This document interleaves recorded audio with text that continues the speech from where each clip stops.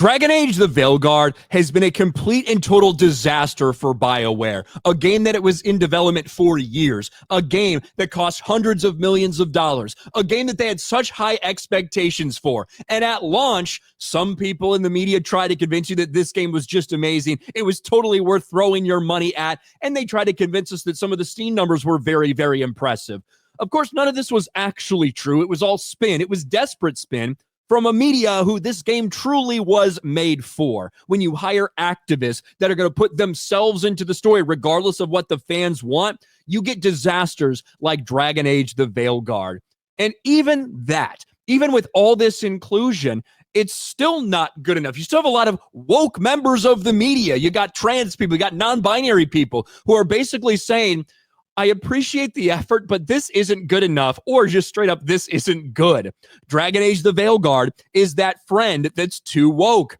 Dragon Age the Veilguard's leap forward in trans inclusion comes from a heartfelt place, but its problems left me feeling frustrated, angry, and tired from this writer here on PC Gamer who felt so passionate about how they didn't do a good enough job with the non-binary and trans storylines that he came out as non-binary or something just to show how much he cared.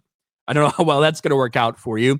But now there's something else that has people in the media very upset when it comes to Dragon Age the Veilguard, because the Game Award nominees were officially announced the other day. And, here you go. Game of the Year nominees. And of course, not a whole lot of people take the Game Awards very seriously because it is the corrupt establishment, access, mainstream woke media journalists who are the ones that really control these things. But these are the nominees: Astrobot, Balatro, Black Myth Wukong, Elden Ring, of course, the expansion, Final Fantasy VII Rebirth, and Metaphor. Missing on this list? Well, a lot of games that completely and totally flopped and were disasters this year. But one of those games that's missing is Dragon Age the Veilguard. And some members of the media can't understand why Dragon Age the Veilguard wasn't included. It's just not fair. There was one big snub in the Game Awards nominations. Dragon Age the Veilguard, a game engineered to succeed at the Game Awards, did not. Just think of that subtitle there. Like, a game, they're acknowledging that this game is pandering to the media, right?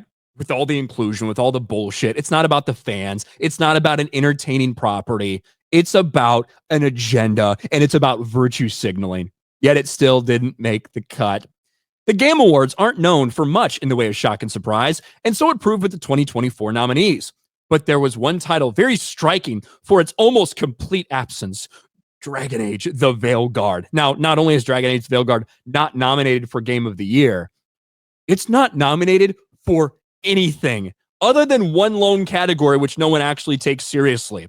The Game Awards voting jury snubbed BioWare's latest game in a series of key categories where it would have been expected to compete. Yeah, if it was good, it secured just one nomination for innovation in accessibility, which is decided by a specialist jury. Yeah, no one really cares about that one, I suppose, unless for the people who benefit by that innovation. This is a surprise. As a narrative-led blockbuster in a famous series with slick production values, Dragon Age the Veilguard's exactly the kind of game that tends to do well at the Game Awards. Its predecessor, Dragon Age Inquisition, won Game of the Year in TGA's inaugural year, 2014. So because a game from 10 years ago won it, you expect it just going to be nominated, regardless of whether it's a piece of shit, regardless of whether people fucking hate it, regardless of whether it's a failure. You expect it to be nominated because it's the same brand, it's the same IP.